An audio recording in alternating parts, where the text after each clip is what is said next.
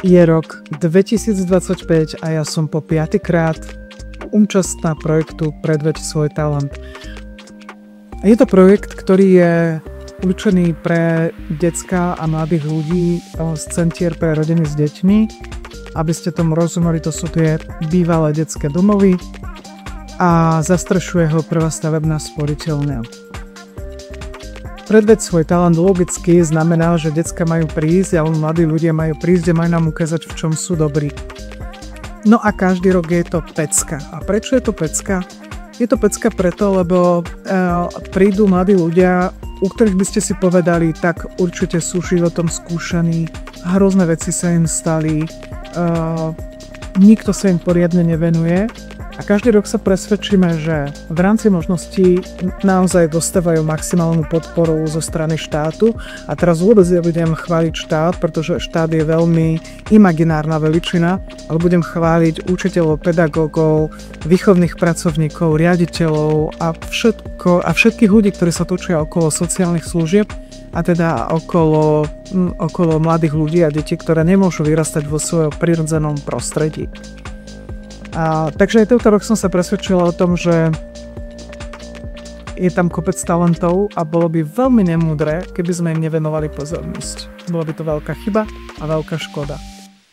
No a že to robí práve najväčšia stavebná sporiteľňa, no tak to by to malo byť. Ja osobne dúfam, že aj iné inštitúcie, ktoré sú komerčne úspešné, sa možno inšpirujú týmto príbehom tohto projektu, ktorý poukazuje na to, že ten, kto zažíva úspech a má časť toho svojho úspechu posunúť ďalej.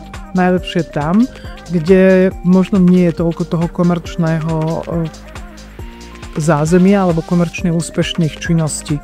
Respektíve vôbec to nie je o komercii, aby som bola úplne presná. Takže dva svety sa tu spájajú, je to svet sociálnej sféry a svet komerčný. A vytvárajú teda platformu preto, aby sme spoločne objavili mladých ľudí, ktorí majú proste talent a majú našliapnuté v živote. Takže teraz uvidíte, ako to prebiehalo a uvidíte aj rozhovory s víťazmi.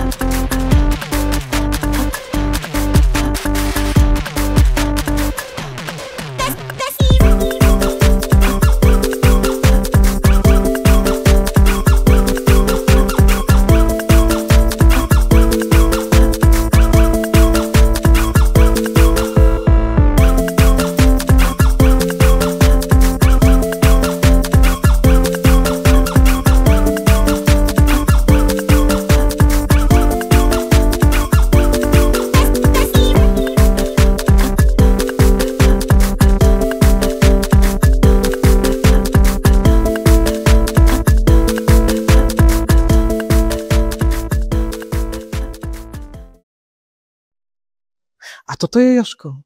A Jožko získal 3. miesto. A Jožko má 17 rokov a je veľmi šikovný. Povedz, čím si nás ohúril? Stolárstvom, konkrétnym výrobkom lúdkov a drevenými srdiečkami. Tým si nás kúpil? To zase nebolo v pláne úplne, ale...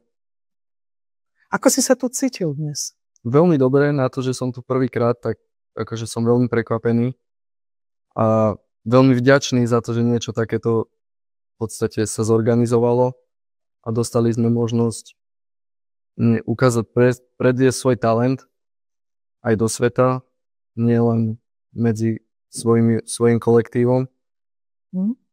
Takže... To je pravda, ukázať trošku svetu, že čo vo vás je. No a čakal si to, že získaš cenu? Ja som dúfal som, snažil som sa o to a nakoniec sa to podarilo. Takže som veľmi vďačný. Asi vďačný aj za to, že to bolo iba 3. miesto? Áno, určite áno. Treba sa tešiť aj z menších vecí. Čo robíš s peniazmi? Tak to zatiaľ ešte nejako nemám v pláne. No vieš, že musíš sporiť teraz ďalej. Áno. No a máš nejaký cieľ, že ako potom tie peniaze použiješ, keď došporíš? Tak asi ako príspevok na bývanie. No. Tak určite. Nejako rozumno hlavne. No lebo v podstate, keď sa to tak vezme, tak ty už by si aj rodinu mohol založiť, že? No, v podstate áno. Pretože Jozef má 17 a už má 2-ročného syna. Čo vy na to? To je čiperka. Som si dovolila požartovať, že to bola divoká oslava 15. Ale povedz, ako sa volá tvoj syn? Marko. A myslíš si, že bude taký šikovný ako ty? No, budem robiť všetko preto, aby bol. Aby bol a aby sa mu darilo. Takže čo by si odkázal ostatným deckám z detských domov alebo teda z centier pre rodiny s deťmi? Mali by sa prihlásiť do tohto projektu? Áno, určite, aby sa prihlásili do toho projektu. To som chcel povedať, len ste mi to ukradli. A aby ukázali aj oni svoj talent, lebo myslím si, že medzi nami, čo sa stretávame z CDR-iek, je veľa talentovaných a určite každý má čo ukázať, takže určite, aby sa zapojili aj ostatní. Takže čakáme vás, mladí a mladí dospelí a tínedžeri. Ste tu vítaní. Veľmi pekne ti ďakujem a ešte raz ti gratulujem. Ďakujem. 2. miesto. Čakal si taký úspech? Samozrejme, že nie, lebo bolo to náročné. Som myslel, že nešlo mi o to, že či vyhrať alebo prehrať, ale bolo aj vidieť, že aj ostatní ľudia majú ťažké. A verím tomu, že aj ostatní ľudia budú dariť v živote. No a... Ja musím od tebe prezradiť jednu vec. Prosím. Môžem? Môžete. Predstavte si, že tento chalanisko má problémy so sluchom, v podstate nepočuje, má načúvacie prístroje a tancoval jak malý boh. A tancoval tak, že ja som mala chuť, dúfam, že si to videl, že som mala chuť preskočiť ten stôl a pridať sa k nemu. Povedz, ako si sa tu dnes cítil? No, citlivo, ale mal som aj stres, ale môžem povedať, že v pohode všetko. Zvládol som to, koľko som mohol. A získal si krásne 2. miesto, pretože si manuálne zručný, dobre tancuješ a ešte si aj bohovský sympatiak. Si, že? Ty to vieš o sebe, že si sympatiak, čo? Jaký skromný. No dobre, ale ešte jedna vec. Poradil by si aj ostatným mladým ľuďom z detských domov alebo z centier pre rodiny s deťmi, aby sa sem na budúci rok prihlásili? No, tí, ktorí majú akože náročné v živote a talentom, a mali by možnosť dosiahnuť toľko, že ani som sám nevedel, že vyhrám toľko na 2. mieste, no a verím tomu, že podporujem aj ľudí, ktorí môžu prísť a ukázať tvoj talent a rozbiť to tu, ako si to rozbil ty, však ty si prišiel, videl, zvíťazil, takže fantastické. Ďakujem pekne a nech sa ti darí. Dobre? Mária je víťazka tohto ročníka. A hrala na, čo to bolo, flauta, klarinet? Klarinet. Klarinet, aj tak neviem, aký je medzi tým rozdiel.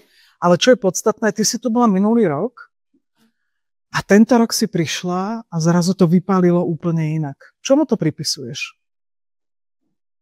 No, Čo sa zmenilo od minulého roka?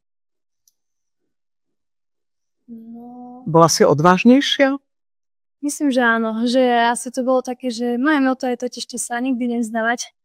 A toto bola práve tá možnosť, že proste nevyšlo ti to, ale nie, že nevyšlo, lebo bolo to super, bolo to paráda, ale proste choď ešte raz a získať nejakú cenu.